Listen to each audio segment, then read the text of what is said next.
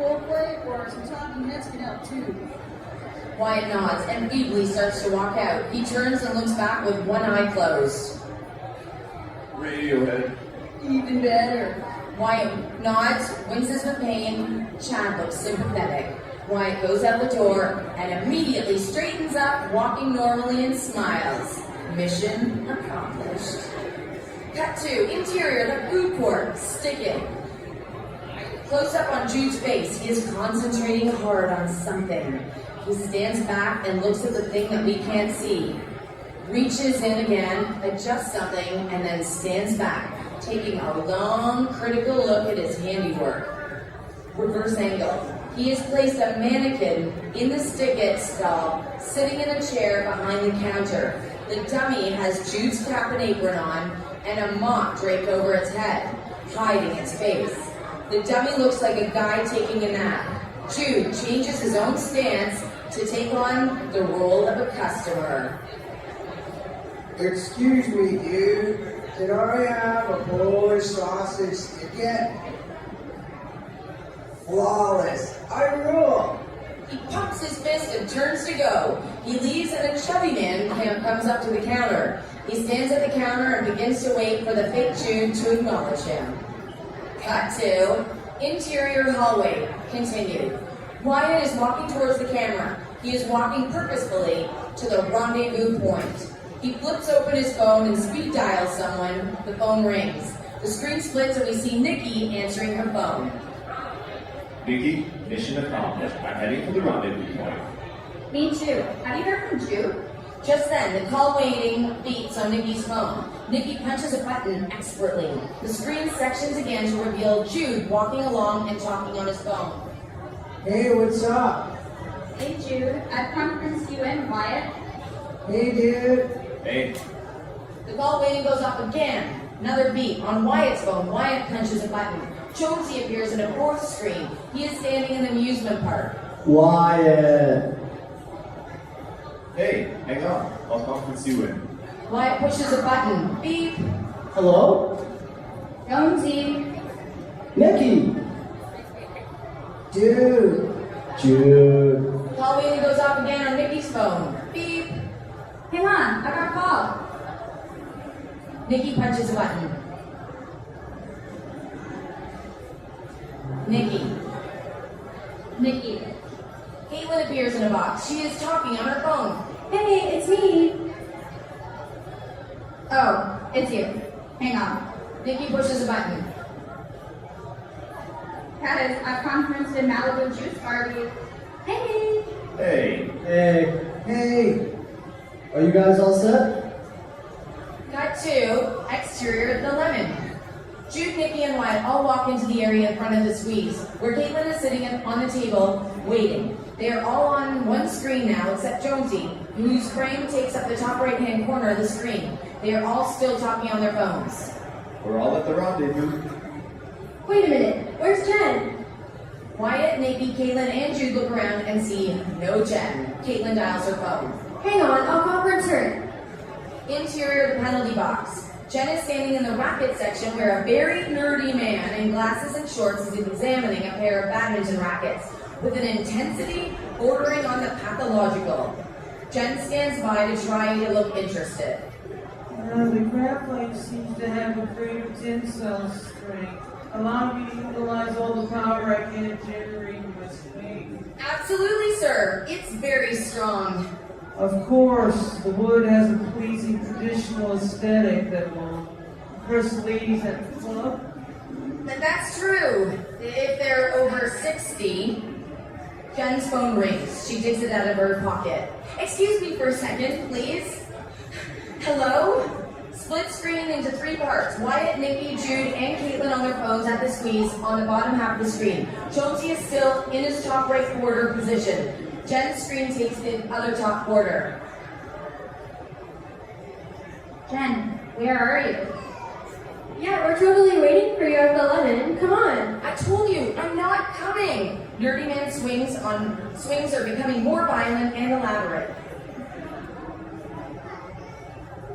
But it won't be the same without you.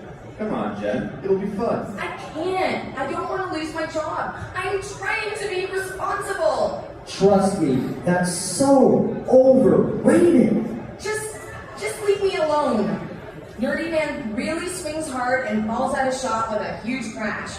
Jen flinches, then turns and looks down. A ton of golf balls bounce to her feet. I'm hanging up now. I've got golf balls to clean up. She snaps her phone shut, ending split screen.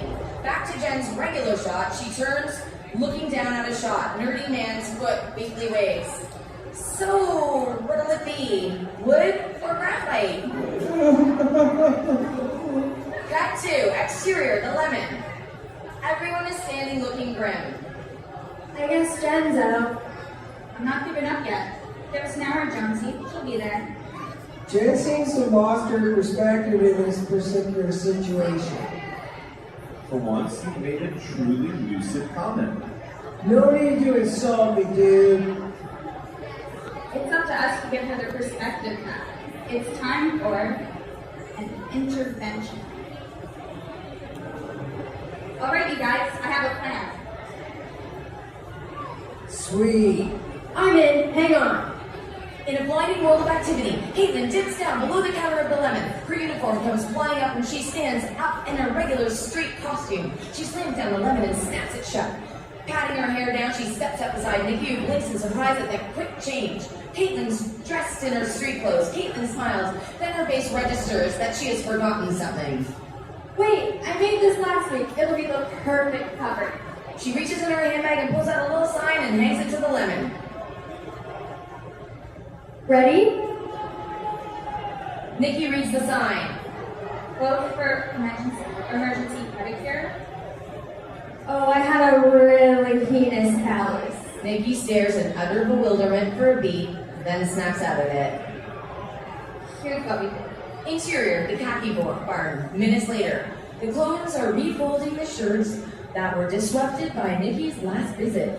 Nikki storms in with Caitlin at her heels. The clones duck beneath the table and watch her fearfully storming around the shop. Nikki glares at the clones, cowing them further. My friend says I need shopping therapy. She grabs 2 windbreakers. I'm going to use my employee discount for these items. She grabs 2 pairs of khaki trousers. And these. She grabs 2 white t-shirts. And these. Caitlin is stopped in front of a rack of pink halter tops and is captivated like a crow is when it sees something shiny.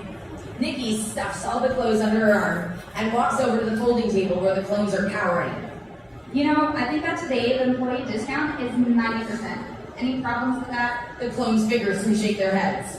Good. Put it on my tab. Later. She smiles sweetly and heads out the door, passing Caitlin, who has picked out an adorable striped halter. Do you have capris to match this? Nikki grabs Caitlin's arm and drags her out. Come on. Nikki rips the halter out of Caitlin's hand, tosses it at the clones, and throws a pile of clothes onto Caitlin's arms. Caitlin can barely see over them. If you're going to follow me around, you might as well make yourself useful. Are you going to let me in on your plan? Just shut up and leave to the professionals. Interior, the engrave this shop continued. Wyatt and Jude stands watching as the engraving guy finishes engraving something for them. The engraving guy holds up 2 name tags, but we can't read them from our angle. Wyatt and Jude smile and nod their approval, high-fiving each other. Exterior, incognito, continued. Nikki comes out of the costume shop. Caitlin is standing there holding the clothes. Nikki smiles and holds up 2 bushy, fake mustaches. Caitlin grimaces in horror. Nikki walks off and Caitlin tries to keep up. Exterior, the cheapo bin, continued. Jude and White come out of the store and put on the cheesy sunglasses they've bought inside. They smile and Wyatt walks out of shot. Jude turns to follow and runs into the plate glass window of the shop. He falls down out of shot. Whoa. Interior, the food court, stick it. The chubby man is still waiting, staring at the fake Jude. Hey, can I get some service here?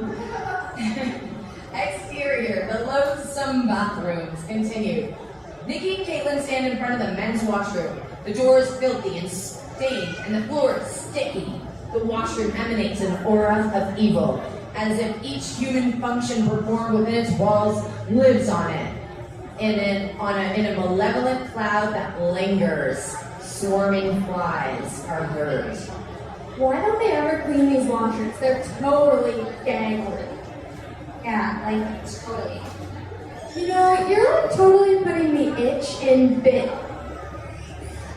Whoa, my little lemon squeezing way? You think you could just waltz into our lives and join the crew like you're some kind of Insta friend? I've known these guys since kindergarten. We have history. All I know about you is that you wear a lot of pink. Caitlin is silenced by this and turns away, really hurt. The door opens and Wyatt and Jude come out. More sound effects of buzzing flies, even louder, swarming. They are wearing the identical sets of clothes that Nikki picked out for them and have the mustaches on. I didn't think I could hold my breath that long. I think you got something you ate. Let's see. The boys recover a bit and stand up for inspection. Nikki looks at them critically in the manner of a drill sergeant. Not bad. She notices something missing. Where are the name tags? I left them on the counter. Well, go get them, and I'll meet you at the penalty box in 15. I can't go back there. I can't. You can. I can't. We'll do it together. They share a look of manly pride and plunge through the door into the bathroom. The door swings shut behind them. Caitlin and Nikki share an eye-rolling look. Oh, brother. They laugh. They laugh. They laugh. They laugh together and realize they may have shared a moment of true friendship. Why is it guys can make all kinds of stinks themselves? But they can't stand anyone else's? Oh, I know. Nikki and Caitlin blink. She just finished Nikki's sentence. Surprised laughter ensues.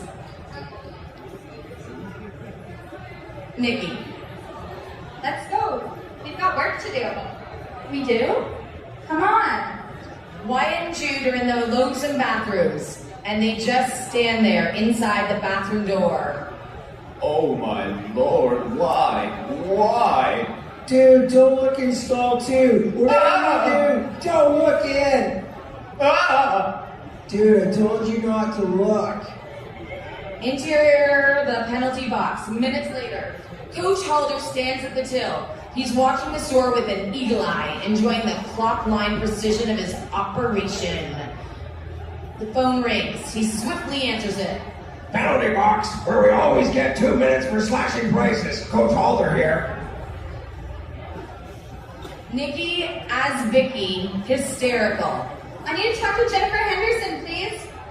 We see Coach Halder framed in a set of binoculars. This phone isn't for personal calls. Pull back to reveal, Nikki and Caitlin are huddled in a plant outside the penalty box. Caitlin is watching Coach Halder through a pair of rhinestone-encrusted binoculars. Nikki is on the phone pretending to be Vicky. Nikki as Vicky, sobbing. It's an emergency. This is her sister, Vicky. Her aunt has had a terrible fall, and we need Jen to come to the hospital right away. Oh my! I'll get her right away. On her application, Jen said she had 4 brothers, no sisters. Nikki grimaces and thinks fast. Mid-rant, she looks at Caitlin. Is this working? Caitlin nods and waves. Keep going. I suffer from chronic shyness, so Jen didn't mention me because it might expose me to emotional distress. She has to come quickly. Aunt Beryl hit her head and lost her memory, and she's calling out for Jen. If she's lost her memory, how can she be calling out for Jen? It's a medical mystery, but that's what she keeps screaming over and over. Jen, Jen, Jen! I'll get Jen right away. Hurry, man, hurry! Anderson, phone! Emergency at home. Your Aunt Beryl had a fall. My aunt who?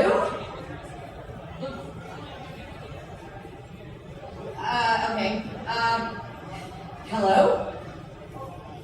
Hey, it's me. We're breaking you out. I'm I'm not going. Why don't you guys just go with Caitlin and the guys? Little Miss Outer Pup? Are you kidding me? You can't ditch me with her. I told you, I'm not going. Leave me alone.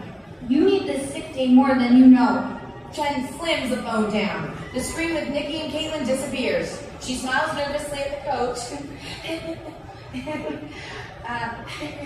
Picks up the boxes as she was carrying and leaves frame, leaving the coach standing in shocked disbelief.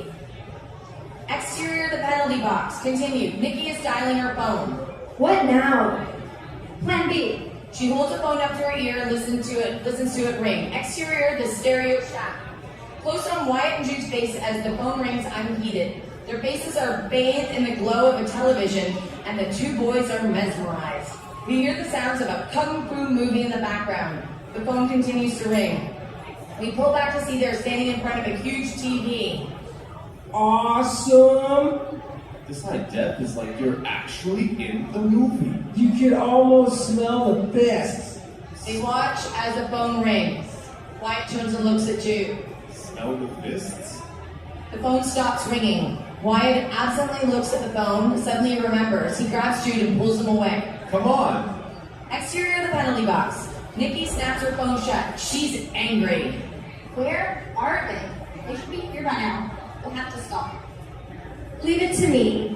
Caitlin hands her binoculars to Nikki and digs into her purse. She pulls out mascara. We don't need longer, thicker lashes right this minute. Caitlin takes out the mascara brush. Let a professional work. Ouch! Caitlin expertly stabs herself in the eye with the mascara brush, immediately tearing up. Caitlin then runs into the penalty box. Caitlin runs up and barrels into Jen, knocking a stack of shoe boxes and their attendant shoes flying. What the? Caitlin! Caitlin clamps herself around Jen's waist and sobs theatrically. She's in full soap opera, overdramatic mode.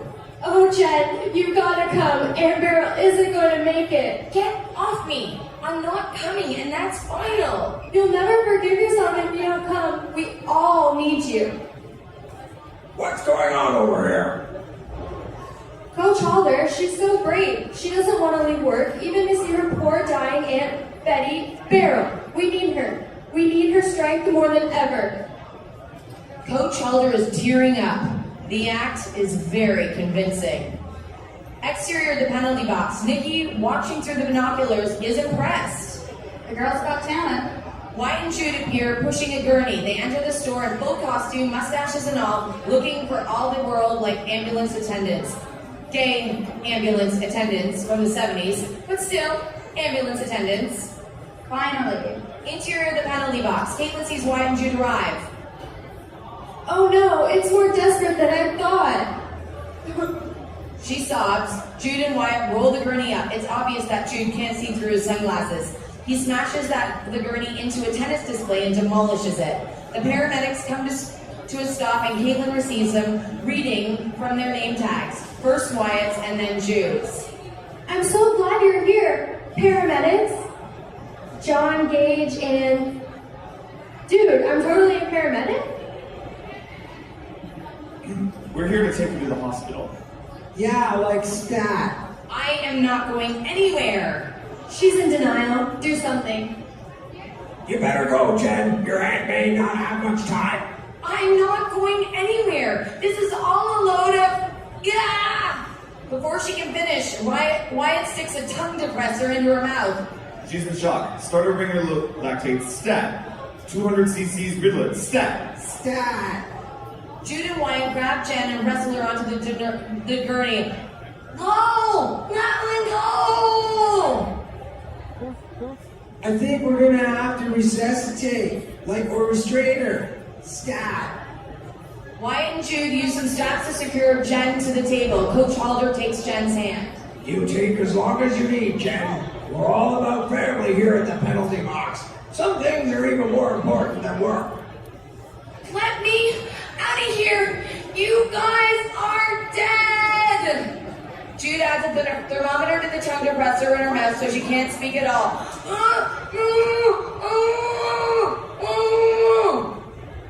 Wow, I wish I was a paramedic. Stop! Stop! Caitlin takes the coach's hand. Aunt Beryl has you to thank for fulfilling her dying wish. Hey, don't you work at the Lemon? Yeah, small world, huh? Penalty box, Coach Halder speaking. Interior of the amusement park. Jonesy stands with his phone to his ear. The sound of the amusement park are all around him. He puts on a fake voice. Yes, hello? This is Caitlin's father. We need her to come home right now. There's been a food fight. Food everywhere. And we need someone to clean it up. Interior of the penalty box. Coach Halder's eyes narrow. He realizes he has been had. Oh, I see. I'll send her home right away. Jonesy pumps his fist. Jonesy. Thank you. Thank you. Jonesy hangs up and nods, thrilled with himself. Damn good. Back in the penalty box, Coach Halder slams the phone down. A look of steely determination comes over his face. Cover me. Heads out of the store. Interior mall hallway continued. Wyatt and Jude are pushing the struggling Jen on the gurney. Jen spits the thermometer and depressor out. You guys are so dead when I get this thing off. Don't be mad, Jen. We did it for you. If I get caught, I'll lose my job. You won't get caught. We pulled it off, man. You're as free as a bird. I guess you're right. Although I am strapped to a table. Yeah, well, freedom is relative. Interior of the amusement park. Later. Jonesy holds up an emergency exit door and the friends all troop in. The guys are now back in street clothes. Jen is off the gurney. Smiles on everyone's face but Jen's. Welcome to my world, friends. Enjoy. They head into the park. Their faces are all wide with grins. Jonesy grabs Jen by the hand and drags her in. Come on, you're going to thank us for this. The arcade later, everyone is excited to play Whack-A-Beaver. Jen is trying to stay aloof. Caitlin is hopeless and Nikki is laughing as Caitlin's efforts good-naturedly. Jen sees these two people starting to get along and she smiles a bit. A game stall a little later. Jonesy throws a dart and a balloon bursts. The gang cheers, yay! Jen tries to keep, woo, yay! Yay! Yay! Jen tries to keep a glum face. Jonesy is given a big teddy bear, which he gallantly gives to Jen. She smiles a little. Exterior, the roller coaster. Later. The gang all shares one car on the coaster. Jude is at the front with his arms extended. Caitlin has a hand over her mouth. Everyone is screaming, "Ah!" As the car plummets. Jen screams, "Ah!" and starts to laugh. The tension is leaving her slowly. Back in the food stall a little later that day, everyone is getting candy floss. Jen digs into hers and we see now that she is truly happy. The day has had its desired effect on her. I love cotton candy. Jude joins the group eating a corn dog. Jude! Corn dog? What can I say? I'm obsessed with my work. You know, you guys, I didn't want to take this day off, but I'm so glad you made me do it. Maybe you do need to be a little irresponsible once in a while. Take Coach Halder, for example. Meanwhile, Coach Halder walks up behind her. Everyone freezes in terror, but Jen, blissfully unaware, continues. Take Coach Halder, for example. Now that man, he needs to take a mental health day. I mean, it's just a stupid store. Why should I stress out over it? It's only a means to a... She turns and sees the coach standing there. Achieve a useful contribution to the community and learn valuable life skills. You're back on probation, Henderson. No, I can explain. You're lucky I don't can you on the spot. I thought you were management potential, Henderson, all the way to head coach. I guess I was wrong. He shakes his head, turns and goes. Jen looks after him. Maybe you were. The gang waits to see how she will take this. Jen turns and smiles broadly. Let's ride the vomit comet again! Caitlin throws her arms around Jen's neck and everyone cheers. Yay! And scene. End of Act 3. So this is the final page. Exterior of the lemon. Later. Wide shot of the gang sitting at the table. They are enjoying their friendship and laughing. Close on Caitlin and Nikki. Nikki nudges her awkwardly. That was good work today. Thanks. You've got potential, kid. Where did you pick up that mascara? We professionals have our secrets. I used to want to be a soap opera actress. On Jen, she smiles and sips a milkshake, relieved. It's all good.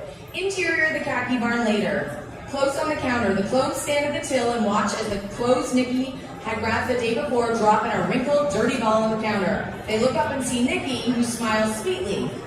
I'm returning these because She leans in and leers maniacally. my friend thinks they make me look fat. What do you think? The clones scatter to the four corners of the store in terror. Well, 3 of the 4 corners. Nikki smiles. The end.